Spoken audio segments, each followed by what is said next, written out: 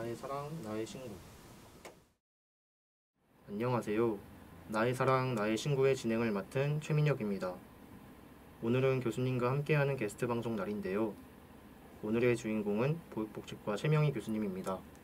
교수님 안녕하세요. 네, 안녕하세요. 반갑습니다. 방송국에 찾아와 주셔서 감사합니다. 학우들에게 교수님 소개 부탁드립니다. 네, 교내에서 이 방송을 듣고 계신 분이 있다면 제 소개를 하겠습니다. 저희 과는 지금은 보육복지과인데요. 내년에 이제 아동보육과가 되는 학과의 최명희 교수입니다. 저는 학교에 온 지는 한 10년밖에 안 됐어요. 학교에 오기 전에 아동보육과 관련된 많은 일을 했습니다.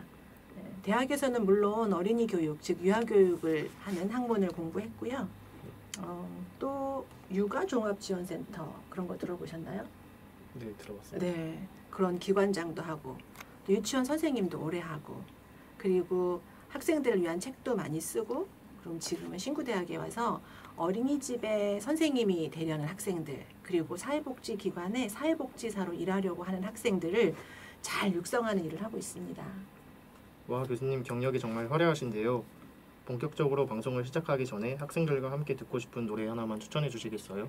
네, 제가 대학교 때부터 좋아했던 그룹이 부활이거든요. 네, 그런데 친구야 너는 아니? 라는 곡이 있더라고요. 듣고 싶어요. 네, 그럼 최명희 교수님이 추천해 주신 부활의 친구야 너는 아니 듣고 방송 시작하겠습니다. 이제 본격적으로 교수님과의 이야기 시작해 보도록 하겠습니다. 교수님, 보육복지과 전문가를 양성하는 보육복지과에 대해 조금 상세하게 소개해 주세요. 보육복지는 보육하고 복지 두 개가 붙은 말이겠죠. 이제 신입생 여러분이 내년에 들어오시면 아동보육과 이렇게 되는데요. 두 개의 큰 국가 자격증이 학과 과정 안에 이루어져요. 보육교사 자격증 이런 거 들어보셨어요? 네, 들어봤습니다. 네, 사회복지사 들어보셨어요? 네. 네, 그 두 가지의 국가 자격증을 3년 안에 다 받을 수 있도록 짜여져 있는 교육과정 운영하고 있어요. 그러니까 두 개 다 국가교육과정이기 때문에 보육교사가 되기 위해서도 6주간 실습을 해야 되고 사회복지사가 되기 위해서도 또 4주간 실습을 해야 되고 그렇게 쭉 3년간 진행되는 학과입니다. 그러니까 학생들이 졸업을 하면 보육교사로 나가기도 하고요. 아동과 관련된 그 사회복지 분야로 나가기도 해요. 그래서 굉장히 진출을 많이 하고 있고 특히 사람들은 어린이집 교사 그러면은 굉장히 열악한 줄 아는데 우리 대학이 되게 유명하거든요. 신구대학교 아동보육과가 되게 유명해요. 그래서 정말 높은 수준의 대기업의 어린이집이나 또 처우가 잘 보장되어 있는 국공립 어린이집 이런 곳에 취업을 해서 졸업생들이 아주 그냥 견실하게 잘 일하고 있습니다. 그리고 사랑과 존중이 넘치는 학과라고 저는 생각해요. 추가적으로 아까 소개해 주실 때 책도 저술을 하셨다고 하셨는데 어떤 책인지 소개 한 번만 해주시면 감사하겠습니다. 제 책 몇 권을 소개해드리면 이 책은 뭐라고 써 있어요? 교사다움. 네, 교사다움이라는 책인데 유치원이나 어린이집의 교사들한테 진짜 많이 읽히는 제 책이에요. 아마 여러분이 기회가 되시면 제가 이 책을 선물할 수 있는 시간이 왔으면 좋겠습니다. 또 얘는 아이와 통하고 싶다. 제가 전공이 유아교육이잖아요. 한 40년간 유아교육을 했는데 어린이들을 어떻게 이해하고 좋은 선생님이 될까에 대한 책이에요. 약간 책장사 같네요. 이건 이거 다 두고 갈게요. 방송국에. 네, 이 책은 부모다움이라는 책이에요. 부모 되실 거죠? 언젠가는? 네. 네. 그럼 이제 이 책 꼭 읽어야 돼요. 부모가 되기 전에 좋은 부모가 되는 것. 그리고 뭐 전공의 보육학개론이라는 전공의 책도 있고. 한번 다 우리 과에 오셔서 제 책도 읽고 저랑 어린이 교육에 대한 이야기도 나눌 수 있는 그런 시간이 있었으면 좋겠습니다. 다양한 분야에서 맹활약하게 될 보육복지과 학생들의 건승을 기원하겠습니다. 보육의 역할과 국가적인 중요성을 한번 여쭤봐도 될까요? 되게 어른으로서 말하면 아이를 낳아서 키우는 것만큼 인생에 값진 일은 없어요. 우리나라가 조금 지금 젊은이들이 되게 힘들게 생각하는 시간인 것 같아요. 그래서 아이를 잘 낳아서 좋은 부모가 되어서 인생을 행복하게 사는 것도 매우 중요하고 또 출산율을 출생이라고 부르죠. 출생률을 무조건 높여야 되는 건 아니지만 이 땅에 태어난 어린이들이 행복한 삶을 살 수 있도록 하는 게 보육의 역할이거든요. 맞습니다. 그러니까 진짜 단단한 한 나라의 단단한 뿌리를 만드는 일이 보육이죠. 그래서 보육교사나 보육에 종사하는 사람들의 처우도 앞으로 굉장히 좋아질 거고 아이를 안 낳는 대신에 어린아이들이 다니는 교육기관의 질도 굉장히 좋아질 거예요. 그래서 지금 출생률이 낮아서 우리가 보육은 좀 비전이 없는 영역인가 하지만 선진국의 선례를 보면 앞으로 더 탄탄하고 아주 높은 수준의 교육의 질이 보장될 분야입니다. 그렇게 소개를 하고 싶습니다. 네, 교수님 말씀을 듣고 나니 더 많은 제도가 생기고 지원 시스템이 뒷받침되어야 할 것 같다는 생각이 듭니다. 그럼 교수님께서 두 번째로 추천하신 악동 뮤지션의 러브리 듣고 방송 이어갈게요. 보육복지과 최명희 교수님과 함께하는 나의 사랑 나의 신고 라디오 방송 이어가겠습니다. 교수님께서는 보육 분야의 현재와 미래에 대해 어떻게 생각하시나요? 우리나라는 요즘 유치원하고 어린이집하고 다니는 사람들이 헷갈리니까 이게 뭐가 똑같이 다르지 그러잖아요. 그래서 그걸 통합하려고 해요.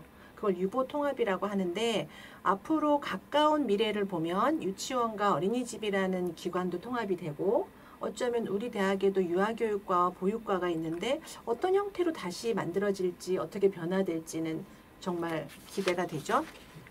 그래서 차츰차츰 이런 것들이 예산도 통합하고 더 통합된 기관으로 만들려고 하는 것 이런 부분들이 이제 지금 가까운 전망이겠죠. 또 다르게 보자면 아까도 말씀드렸지만 부모들이 아이를 더 많이 낳아서 건강하게 잘 키우려면 꼭 어린이집에서 잘 키우는 것만 보육 정책이 아니라 부모가 아이를 잘 키울 수 있도록 회사의 제도나 육아휴직을 편안하게 쓸 수 있게 해주거나 아이를 낳는 일이 굉장히 사회적으로 보호를 받을 수 있는 것이 중요하겠죠.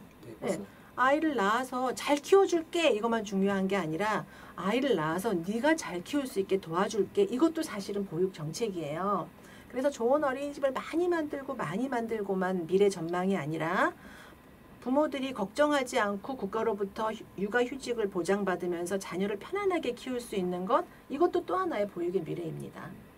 그렇게 정책이 가야 여러분이 결혼도 하고 아이도 낳아서 부모가 되어서 행복한 삶을 살겠죠. 부모 되는 거 되게 행복해요. 맞습니다. 좋아요. 교수님 말씀을 듣고 보니 복지 분야의 전망이 밝다는 것을 알게 되었습니다. 그럼 세 번째 곡 김나영의 어른이 된다는 게 듣고 방송 이어갈게요. 교수님, 현재 신구대학교 보육복지과에서 위탁 운영 중인 백현 하나 어린이집을 소개해 주세요. 네, 저희가 아동보육과가 위탁 운영한다기보다는 신구대학교가 위탁 운영하는 거고요. 아동보육과의 교수들과 졸업생들이 함께 운영을 하고 있는 거겠죠. 학교 법인이 위탁을 받았어요. 성남시 이제 판교에 위치하고 있는 국공립이죠. 국공립이라는 것은 시가 도와 국가가 이제 돈을 들여서 만든 거죠. 성남시의 어떤 소속된 어린이집인데 위탁을 받는 거죠. 5년간, 10년간 우리가 운영권을 가지고 와서 하는 건데요. 장안에 매우 인기가 많은 아이들이 서로 들어오고 싶어하는 어린이집입니다. 이게 방송이 이래서 화면을 보여드릴 수가 없는데 진짜 오고 싶은 분은 저한테 연락하시면 언제든지 초대해서 굉장히 아름다운 어린이집 보여드릴 수 있어요. 아나운서님은 어린이들이 어린이집에 와서 선생님 마음대로 하면 되겠어요? 더 좋겠어요? 아니면 어린이가 최대한 마음대로 할 수 있는 곳이면 좋겠어요? 저는 어린이가 최대한 마음대로 할 수 있는 게 좋다고 생각합니다. 오케이, 1점. 또 하나는 어린이집에 와서 아이들이 막 공부를 열심히 하면 좋겠어요? 열심히 놀면 좋겠어요? 노는 게 더 좋다고 생각합니다. 우리 과에 와도 돼요. 우리 과에 오십시오. 네, 맞아요. 그걸 뭐라고 하냐면 어린이 중심, 놀이 중심 이렇게 불러요. 아이들이 더 많은 것을 선택하고 결정할 수 있게 교육과정을 운영하고요. 정말 논다는 것이 자기 멋대로 하는 건 아니거든요. 놀면서 배울 수 있는 게 진짜 많아요. 모래놀이 하면서 무게도 배우고 길이도 배우고 속도도 배우고 아이들이 놀면서 배울 수 있도록 어린 시절의 뇌가 그렇게 되어 있거든요. 그래서 즐겁게 놀이하고 즐겁게 배울 수 있는 어린이집. 그래서 외국에서 오신 손님들이 견학 오기도 하고요. 경기도의 다른 지역이나 서울에 있는 다른 교사들이나 원장님들이 주말에 와서 견학하기도 하고 학교 이름을 걸고 하는 거잖아요. 네, 맞습니다. 완전 잘해야 되잖아요. 전국 최고가 돼야 되겠죠. 네. 학교 이름을 걸고 교육의 핵심이 무엇인지를 찾아가는 그런 일을 하고 있습니다.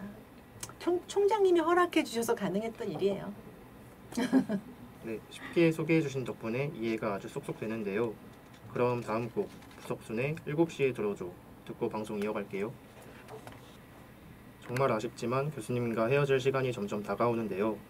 교수님, 마지막으로 아동보육과에 입학할 신입생 및 재학생들에게 하고 싶은 말씀 부탁드립니다. 네, 그러면 이제 먼저 아동보육과에 들어오게 될 신입생한테 먼저 얘기할까요? 네. 신입생들이 이 화면이 나중에 제가 보여줄지 모르겠지만 신구대학교 아동보육과에 가고 국가자격증 2개를 따자 이렇게 먼저 소식을 전하고요. 또 하나 이제 여러분에게 되게 재밌는 소식은 이제 일본의 오사카에 시덴노치 대학이라고 있어요. 이제 그 대학은 우리 대학하고 대학 간 MOU가 맺어져 있거든요. 그런데 2016년부터 매년 코로나 기간을 빼고는 매년 우리과 학생들이 한 5, 6명이 직접 시덴노치 대학에 가서 일주일 동안 보육도 체험하고 현장 견학도 하고 또 시덴노치 대학 학생들이 매년 우리과에 오기도 하고 올여름에도 또 그렇게 교류했거든요. 그렇게 행복하고 즐겁게 학교 생활할 수 있다라는 걸로 여러분한테 말씀을 드리고 싶고요. 그럼 재학생들 또 이 교정 안에서 이걸 듣고 계실 분, 누군가 귀를 쫑긋하고 듣고 계실 분이 있다면 행복하게 살으라고 말하고 싶어요. 뭐냐면 우리나라는 여러분 초등학교부터 지금 대학생이 되기까지 자꾸 자기 단점을 찾는 교육을 합니다. 난 올해는 어떻게 할 거야. 부지런하게 살 거야. 난 이런 점을 고치겠어. 나는 이 교육제도가 우리를 힘들게 하는 것 같아요. 잘못된 교육이죠. 그래서 여러분이 자기 강점, 내가 잘하는 걸 지금부터 찾으며 살아야 돼요. 자기가 잘 못하는 부분 고치지 마세요. 네, 고치지 마세요. 그럴 시간 있으면 자기가 잘하는 부분을 더 밝게 가지고 있으면 됩니다. 그래서 자기 자신을 사랑하고 존중하고 그게 밑바닥이 된 사람은 여기 가까이 있는 교우들이나 친구들하고도 사랑하고 존중할 줄 알게 되거든요.